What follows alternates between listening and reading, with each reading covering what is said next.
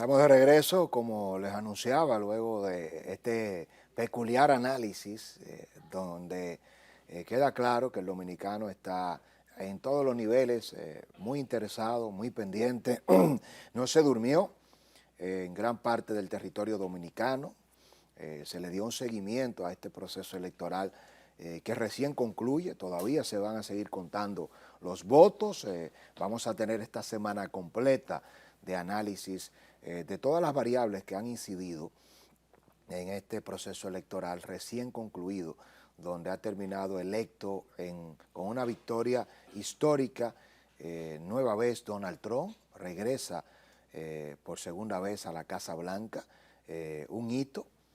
Donald Trump se ha convertido ya en el día de hoy en el presidente número 47 de los Estados Unidos de Norteamérica. En juego también la nueva composición del Senado. 100 senadores componen este importante poder en Estados Unidos, 437 representantes en el Congreso estadounidense, más un sinnúmero de figuras importantes, gobernaciones, sheriff en condados, en los 50 estados del territorio de Estados Unidos de Norteamérica. Recordar que el Senado estadounidense y la Cámara de Representantes elige de manera parcial cada 2 años a gran parte de sus integrantes, y el Poder Ejecutivo cada 4 años. Asumirá en el mes de enero Donald Trump, por lo que es una transición de 2 meses muy corta. Tenemos con nosotros para analizar ahora en exclusiva todas las estadísticas, qué pasó con la abstención, con la participación, hombres, mujeres, niños, colegios electorales, el voto popular, a uno de los analistas expertos más duchos, más preparados en un área escasa, donde la estadística electoral se estudia a profundidad en los países desarrollados, y Roberto Rodríguez es uno de los expertos que mejor lo hace desde República Dominicana para el mundo. Roberto, bienvenido a tu casa una vez más. Buenos días, Francisco. Muy contento siempre de venir a tu programa, aceptar tu invitación. Una oportunidad para compartir datos importantes para tu audiencia, que es una audiencia bien informada. Ese programa de ayer fue muy importante, se hicieron análisis que, bueno, hoy viendo los resultados finalmente, la visión que tenía don Marino Berigüete sobre el voto duro de Trump y sobre el voto precario de Kamala, finalmente se impone, y lo que hemos tenido esta vez es una inversión del resultado del 2020, fundamentalmente por eso y por otro factor que está conectado a la abstención electoral, que lo pudiéramos ver más adelante. Interesante, Roberto. ¿Cuáles son esos números duros que al día de hoy ya tú has procesado muy temprano para ver la estadística electoral desde el punto de vista de los analistas, incluso comunicadores, periodistas? Se necesita tiempo, pero para un experto como tú, sé que has estado procesando junto a tu equipo en tiempo real desde ayer, incluso antes de iniciar la votación, ya con esos 80 millones de votos anticipados, porque en Estados Unidos se vota desde semana antes por correo, aunque esos votos anticipados no se cuentan ni se dan a conocer para no influir el resultado hasta que no concluye el voto presencial. ¿Cómo andan las estadísticas, Roberto, de este proceso? Sí, voy a aprovechar esta oportunidad para compartir unos datos que regularmente por la prisa en los medios de comunicación no se comparten y que es pertinente, porque para procesos futuros la gente se va educando en cómo funciona el sistema norteamericano. Se habla con mucha frecuencia de los swing states, de los estados tanto demócratas como republicanos, que tienen una gran tradición de voto duro, o demócrata o republicano, y que en esta elección se confirma esa tendencia que inició fundamentalmente en 1980. ¿Son los estados que van cambiando hacia un bando y otro? No, son los estados que mantienen el voto duro o republicano o demócrata. Para poner un ejemplo, del lado republicano son Alabama, Alaska, Idaho, Kansas, Luisiana, Mississippi, Oklahoma, la Carolina del Sur, Dakota del Sur, Texas, Utah y Wyoming. Esos son los republicanos. Y los demócratas, desde 1980, California, Connecticut, Delaware, el Distrito de Columbia, Hawái, Illinois, Maryland, Massachusetts, Minnesota, New Hampshire, New Jersey, New York, Rhode Island, Vermont y Washington. Hubieron muchas sorpresas, ¿no?, para Trump en algunos de estos estados. Sí, hubieron, bueno, pero fundamentalmente en los swing demócratas, porque mira cuál es la situación. Cualquier análisis de la política norteamericana debe comenzar en este enfoque que te estoy haciendo.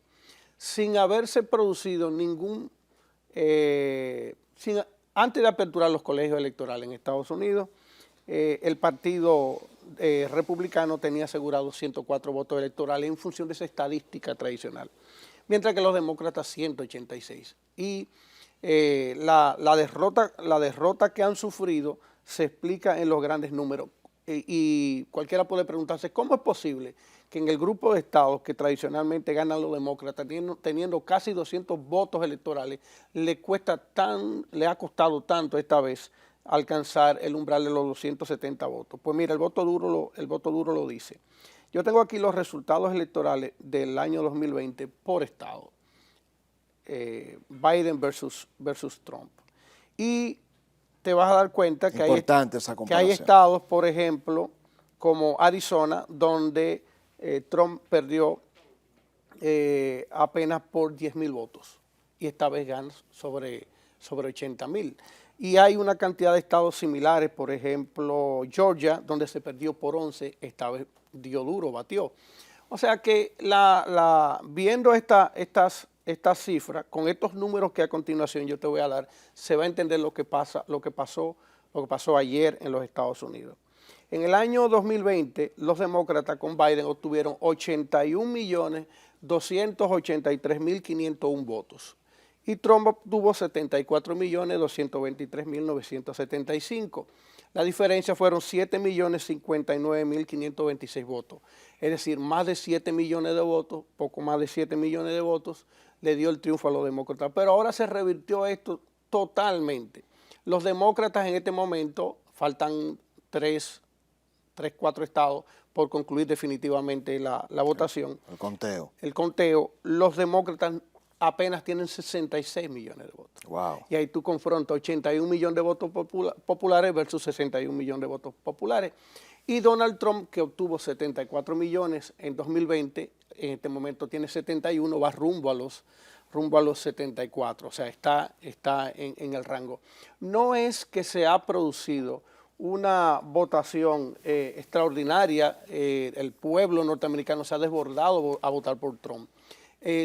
Probablemente los mismos sectores que han votado por Trump votaron en un 80-85% por Trump, pero la abstención demócrata ha sido radicalmente distinta a lo que indicaban los estudios de opinión, las encuestas. Y para mí esto ha decidido las elecciones de los Estados Unidos que el voto entusiasta demócrata no participó. Es decir, que los demócratas no salieron a votar por Kamala Harris como tradicionalmente lo han hecho por cada uno de sus candidatos. 81 millones de votos versus 66.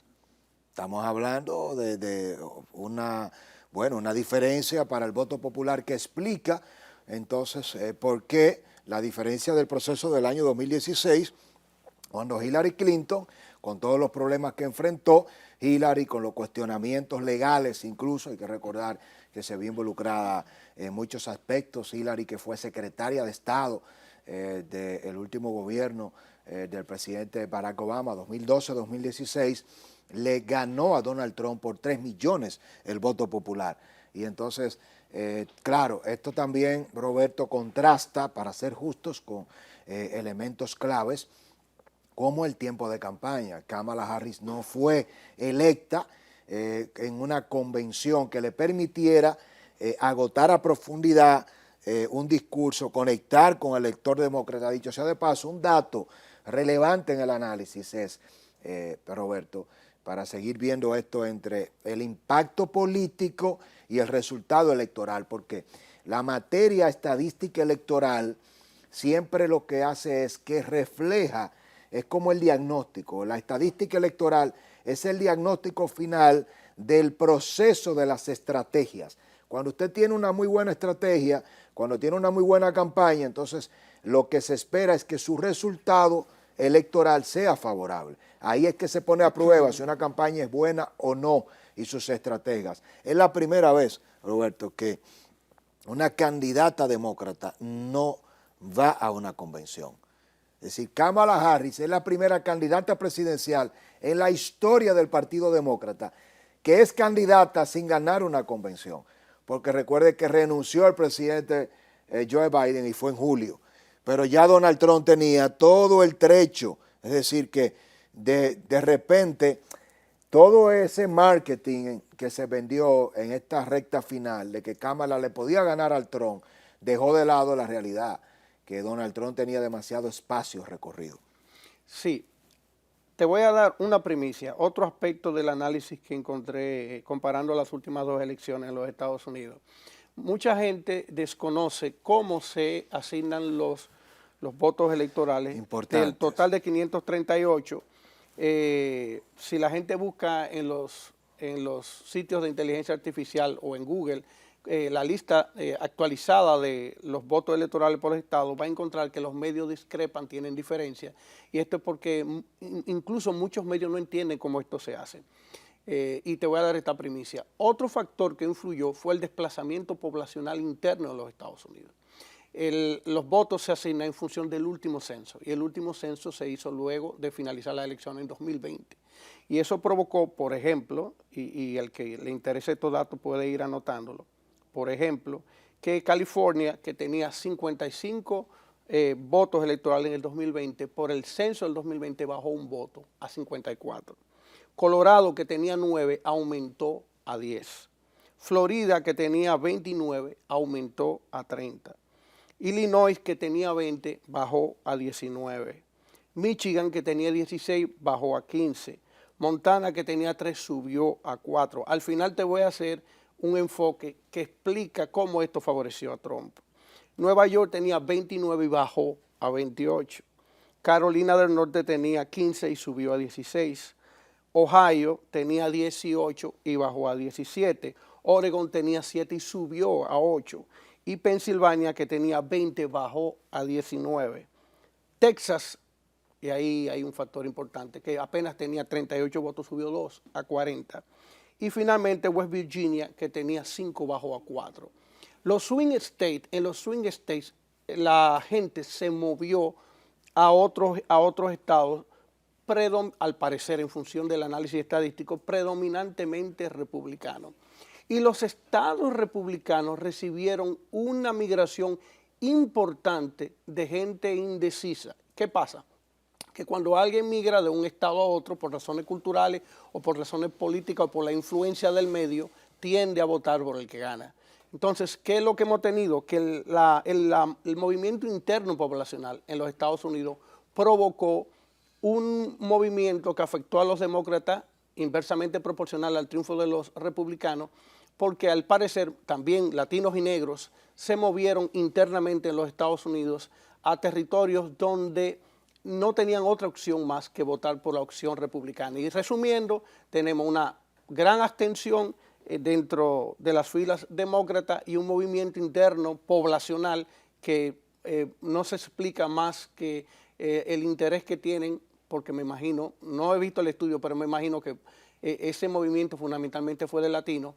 Al final, los latinos, con temor de ser deportados de los Estados Unidos, con ese discurso agresivo como ayer señalaba don Marino Berigüete, tienen alguna esperanza en que acogerse a las leyes norteamericanas o ir en favor de aquel que busca regularizar a los que ya están. Eso provocó de alguna manera la decisión de inclinarse a favor de la candidatura de Donald Trump. Brillante análisis, creo que no solamente una primicia, sino una desagregación de datos muy temprano, incluso ese nuevo estilo de hacer comunicación, esto está impactando en ese conocimiento que usted se merece cuando conecta con una propuesta del siglo XXI a través de todas las redes sociales de nuestro grupo de comunicación, contar con expertos estadígrafos como Roberto Rodríguez, que es nuestro, que es brillante y que tiene la capacidad de decodificar esta realidad con una calidad y una profundidad,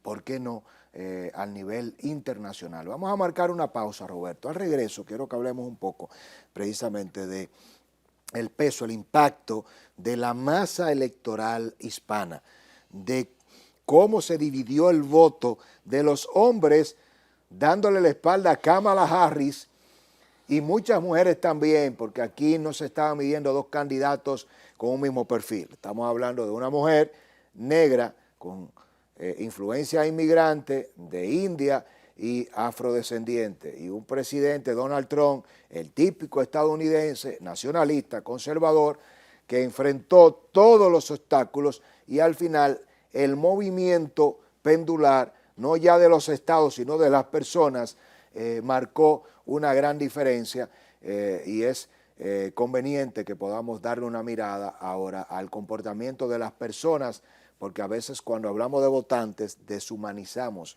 al ser humano. Y aquí hay preferencias que estadísticamente marcan el patrón de un nuevo liderazgo y de lo que también en la cultura latina muchas veces no valoramos, y es que el censo en Estados Unidos de Norteamérica crea las tendencias que miden incluso cómo cambia a partir de estas elecciones el comportamiento del consumidor a partir de un nuevo perfil de lo que ha pasado en estas elecciones.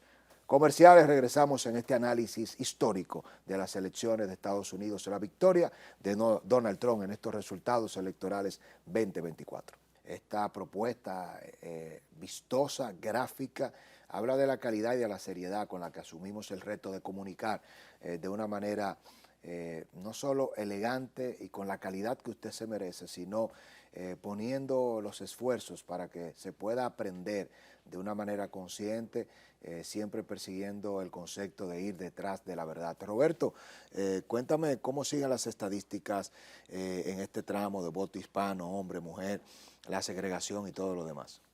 Sí, se han hecho estudios, se hicieron estudios de exit poll y también se hicieron estudios de la segmentación del blanco de la estratificación de sexo y de rango de edad en el voto por correo, que también fue un laboratorio importante, donde preliminarmente Trump tuvo gran ventaja y los datos preliminares apuntan a que fundamentalmente en el este de los Estados Unidos, entre un 75 y un 85% del voto de adultos con estudios superiores, o sea, los muchachos que están en los campus universitarios y que también tienen Nivel educativo ya. Sí, que tienen alto nivel educativo.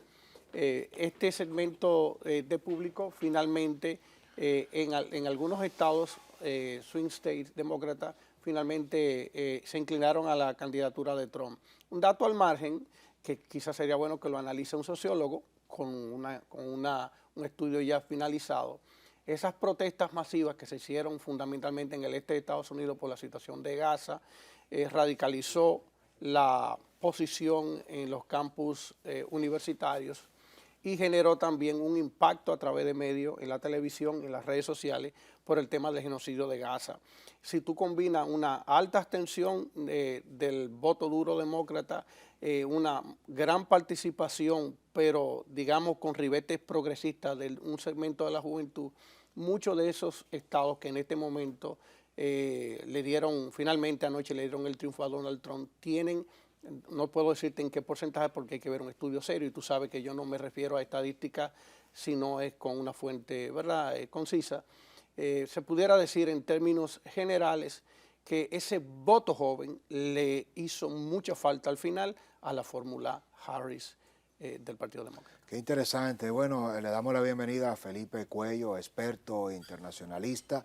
Felipe, tú que has jugado un rol importante en procesos anteriores, incluso muy cercano a ese laboratorio de conquista del voto trumpista, una sorpresa para ti lo que acaba de pasar. ¿Qué esperabas de este proceso? Se dieron todos los factores que mucha gente daba por sentado que no se iban a dar y al final tenemos, como decía más temprano, a un Donald Trump que arrasa con todo. ¿Cuál es tu lectura del proceso? Sí, bueno, buenos días, Francisco. Una sorpresa muy grata que se haya definido tan rápido, realmente. Eso sí, para mí sí una sorpresa. Yo vislumbraba una pelea mucho más acérrima en el conteo, en los reconteos, como hubo en el 2020 y como ha sabido haber en otros años. De nuevo, lo que todo el mundo dijo antes de que empezaran las votaciones, Pensilvania fue el factor decisivo. Después de que cantaron Pensilvania, ya aquí metido las 2 de la mañana, disculpen la tardanza, Pensilvania, igual que en el 2016, cuando, como usted menciona, yo jugué un pequeño rol en entregarle la Casa Blanca por primera vez al Donald Trump, quien ahora repite, para el que se esté levantando ahora, se definió y Donald Trump pudo concretar su victoria a través, como mencionaba el compañero, una mucho más baja anotación de votos por correo para los demócratas. No se llegó a tener nunca una ventaja como tal, pero ese firewall de votos que normalmente tiene un candidato demócrata y que provee una ventaja amplia a la hora de entrar en el día de votar en persona, el día de las elecciones propiamente dicho, pues como fue una reducción de unos 600,000 votos, que no es cualquier cosa en cualquier estado, pues Pensilvania se tornó por primera vez desde el 2016 en un bastión republicano. También Georgia, el mismo cuento, el estado de Georgia, con capital en Atlanta. Atlanta, el bastión demócrata de ese estado, quien un estado relativamente rural, aparte de eso, muy bien poblado, de los originales de las 13 colonias de Estados Unidos, y que a veces uno dice sorpresivamente que si sabe tornarse en swing state, puede definirse o demócrata o republicano, pues esta vez, relativamente temprano en la noche, no lo cerraron, no lo terminaron de concretar en la columna republicana hasta relativamente tarde, pero rápidamente uno se podía dar cuenta que ese iba a ser el resultado. Algunos otros estados que fueron swing states en su momento, que Florida, por ejemplo, al ratico, no habían dado las 9:30. Celebrando ya. Habían terminado. Ellos en Florida contaron 2 veces por deporte. Sí. Volvieron después de que contaron la primera vez, dijeron, bueno, pero es muy temprano. Los floridanos salieron como buenos caribeños, cubanos, al estilo de República Dominicana, a celebrar. Y bueno, decir que Mar-a-Lago, donde está el domicilio y la casa de Donald Trump, que será nuevamente su destino oficial, Roberto y Felipe, amables televidentes, estaba un montaje con una cena de gala, al estilo de Trump también, y Elon Musk, el multimillonario influyente Elon Musk, dueño de X, antiguo Twitter, dueño de SpaceX, y de Tesla. Esta gran corporación para conquistar el espacio, y dueño de Tesla, con su estrategia también de regalar $1 millón diario para todos los votantes que se inscribieran a favor de Trump, que lo llevaron a juicio y que en medio del proceso muy cercano ahora, un dato histórico reciente importante, incluso los demócratas y el gobierno del presidente Joe Biden tratando de influir para que un juez ordenara la suspensión del sorteo, declarándolo ilegal, con el fiscal sometiendo a Elon Musk, y le fallaron en contra, es decir, a favor de Trump y de Elon Musk, diciendo que él nunca prometió una rifa, sino que era una promoción para regalar un dinero que era con fondo privado. Elon Musk creó un fondo especial de $100 millones para apoyar a Trump cada semana y $1 millón diario. Imagínense usted la cantidad de gente.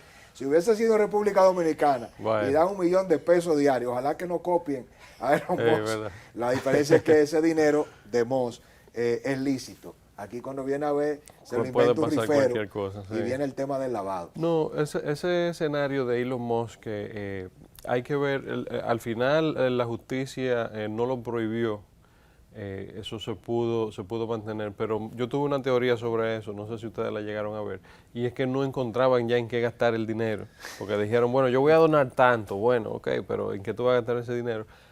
Había un programa de incentivo a la recopilación de votos, a salir, y había una aplicación que se cercioraba que tú fuiste a tal o cual domicilio con la dirección y la cosa, y uno podía dar constancia de que uno había tocado, por ejemplo, 100 puertas en un día, 200 puertas en un día, que no es una mala forma de hacerlo, pero eso contrametálico, te lo pagaban. Roberto, tu lectura en términos estadísticos, ¿qué esperar de este proceso? ¿Qué lecturas, qué aprendizajes deja desde tu punto de vista? De la profesionalización de la política, definitivamente, no solamente en Estados Unidos, sino en el mundo. Fíjate que algo que también hay que subrayar es que esta campaña, siempre Trump ha tenido buenos asesores y ha tenido un buen desempeño de campaña, pero fue una campaña estratégica. Como el colega decía, antes del proceso se sabía cuáles eran los estados que podían tener ambivalencia en las preferencias, y el equipo de Trump hizo un gran esfuerzo en estos centros, en estos estados.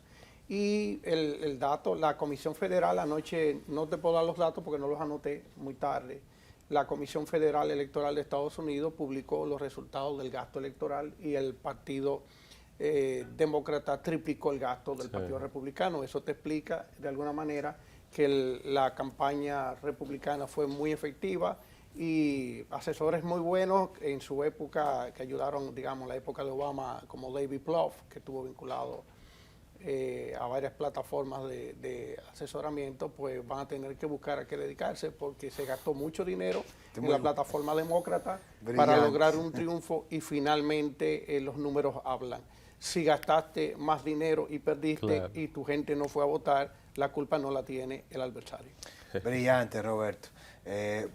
Despedir a Roberto, que tiene un compromiso y está desde temprano. Felipe, ¿cuál es tu lectura de esta victoria en el ámbito de la Cámara de Senadores, de los representantes, del voto popular? Lo gana todo, Trump. Lo gana todo, sí. Y podemos ver el mapa. Me gustaría, Christopher, si tenemos algunas imágenes de apoyo mientras Felipe puede comentarnos al respecto. La campaña republicana consiguió algo muy importante, que fue poder obligar a que Kamala Harris se defendiera en los estados donde,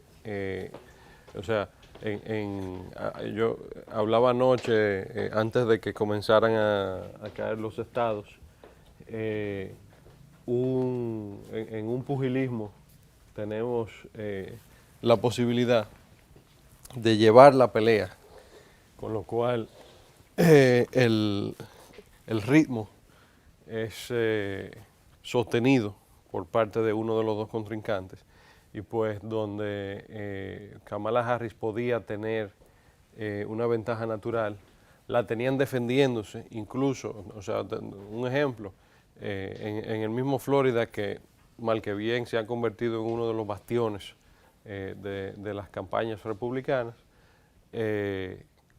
Uno de los grandes memes de estas elecciones era los puertorriqueños. Pues en Florida gana el republicanismo la mayoría de los puertorriqueños. ¿Okay? En Pensilvania, donde hay una gran comunidad boricua. Donde hay una gran comunidad boricua. Más de 500,000 de boricuas, con todo el tema. A propósito, qué buen dato, Felipe, de este comediante que hizo la parodia, que Puerto Rico es una isla de muy mal gusto. Nos solidarizamos con la hermana isla de Puerto Rico, una isla flotante de basura. Se esperaba que eso determinara incluso que Pensilvania se vistiera de azul y apoyar a Kamala Harris, pero no pasó finalmente. Claro, ¿Cuál es tu lectura? De estas cosas que pasan en política, que un error sin forzar, ¿verdad? Invitaron a un comediante a calentar el público y dijo cualquier cosa. Realmente eso, la campaña como tal y el candidato mucho menos, no tienen necesariamente ningún tipo de asociación con esas declaraciones, pero son de las cosas que en política, en prensa, en redes sociales. En las redes sociales, eso fue uno de los grandes sucesos de esta campaña. Sí, incluso pero fíjate, influyentes y artistas como Nicky Jam, que apoyaban a Trump, anunció formalmente que le retiraba el apoyo. Maná y Fer, bueno, igual, es decir, eso como que se creó un impacto más mediático, pero al final los boricuas votaron por Trump también. hay que ver qué tan importante es el apoyo de Bad Bunny, ¿verdad? El apoyo de nuestra compatriota, que la queremos mucho como quiera, ¿cómo que se llama? Cardi B, amén. Jennifer López, que Jennifer se sumó López, a Kamala. el mismo Marc Anthony, pero en Pensilvania, hay que decirlo, que donde además de los puertorriqueños que usted mencionó, hay muchos dominicanos también, en varios, el pueblo de Hazleton, el pueblo de Allentown, todos estos sitios, y esto es importante hacer la distinción, no solamente salieron a votar por Donald Trump muchos, pero votos con los que contaba Kamala no salieron a definirse por los demócratas, con lo cual, a diferencia de un voto converso que cuenta por dos, porque te lo quitan a ti, me lo dan a mí, fue además, a veces, en muchos casos, no un converso, pero se llevó por lo menos a la abstención, que no se definieron por Kamala, y entonces con eso da para llevar la victoria. Felipe, ¿cuál es tu lectura de la recomposición de estas elecciones?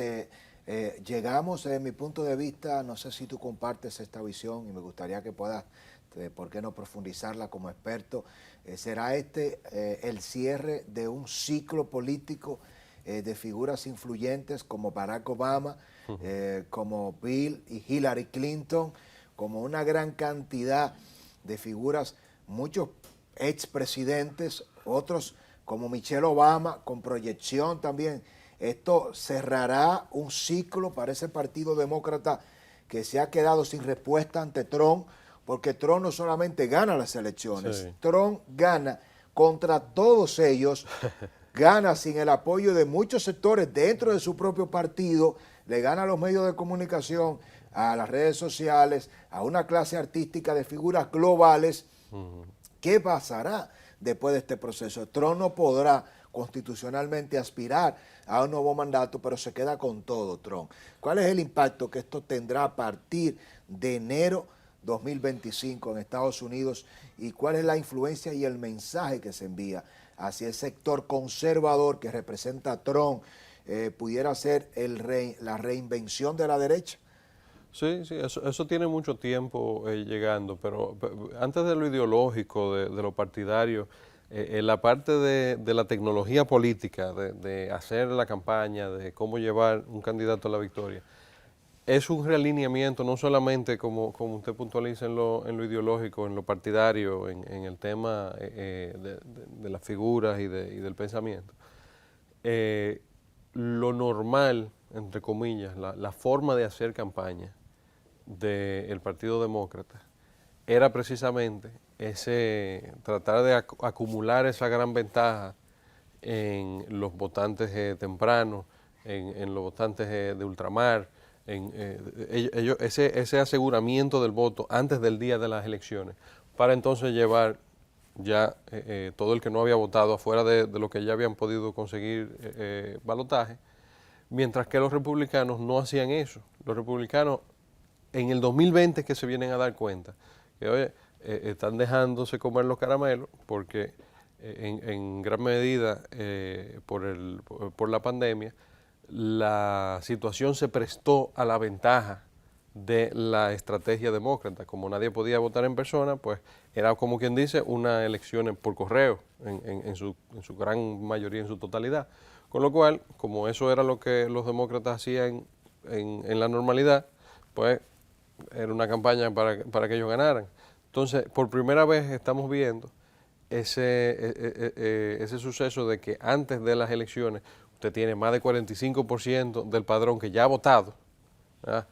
En este caso demócratas y republicanos, pero que los republicanos hicieron un gran esfuerzo en estados importantes como Georgia, como Pensilvania, como Minnesota, donde no se pudo conseguir la victoria, pero se consiguieron unos números mucho más favorables que lo normal, como Michigan y Wisconsin, donde sí, ya al final de la noche se fueron llevando más y más, más arriba el número de votos electorales, consolidando una victoria que ya se convirtió en algo irreprochable. Y bueno, el rol de ese populismo, la respuesta, por ejemplo, de la campaña a lo que hablábamos ahorita de lo de la basura, ver a un billonario, un símbolo americano como lo es Donald Trump, por más que uno quiera, haciendo de recogedor de basura con montándose en el camión. Montándose en un camión de basura, rotulado de la campaña, no un camión de basura cualquiera, ese camión estaba limpiecito, pero con la intención de aprovechar esa coyuntura de ese tema. El marketing, por ejemplo, de cuando Kamala Harris insistía que ella había trabajado en un McDonald's, que la campaña se tomó la tarea de investigar y de cerciorarse de que era mentira. Que eso realmente no era cierto. Trump a ir a un McDonald's a servirle a la gente. Trump, para subrayar ese tema, va a un McDonald's. Y entonces, ¿qué es todo eso? Eso es el blue collar billionaire, ¿verdad? El billonario de clase media, valga la redundancia de esos dos conceptos. El billonario de clase media, que es Donald Trump, que a pesar de ser uno de los hombres más ricos del mundo, come McDonald's todos los días, bebe Coca-Cola de dieta, tiene ese gusto por las cosas mundanas, normales, que podemos acceder usted y yo, a pesar de que pudiera acceder a cosas que usted y yo igual no. Ahora, ¿qué les quiero dejar dicho con eso? Es un republicanismo que se aleja de su tradicional base, de los patrones, de los inversionistas, y va abriéndose paso con la clase trabajadora, con el americano de a pie, que tradicionalmente sí es la base del Partido Demócrata. No solamente eso, sí, y entrando en ese análisis de clase, el que normalmente vota demócrata también incluye, en este caso, y esto lo pueden ver en los números de las elecciones del 2024, una gran porción del voto negro masculino, trabajador, interesante, una gran porción del voto hispano también. Brillante Felipe Cuello, analista catedrático en políticas públicas dominicano, parte del equipo de estrategia de campaña en las elecciones 2016 de Donald Trump. Felipe, te auguro éxito, me imagino que te tendremos de nuevo de regreso en el juego y ojalá que sea así. Y gracias por estar aquí, como siempre, aceptando nuestra invitación y siendo parte del equipo de analistas de nuestro grupo de comunicación El Demócrata. A todos ustedes, gracias por la compañía. Un segundo día de cobertura especial. Mañana regresamos para analizar en un panel de expertos la derrota de Kamala Harris, todos sus errores, qué pasó, qué no funcionó electoral y estratégicamente hablando. Continúa con la programación de Teleradio América. Nosotros seguimos escuchándonos y viéndonos. Búsquenos en todas las redes sociales. Un grupo de comunicación que reescribe la manera de hacer comunicación en este siglo XXI en República Dominicana. Bendiciones.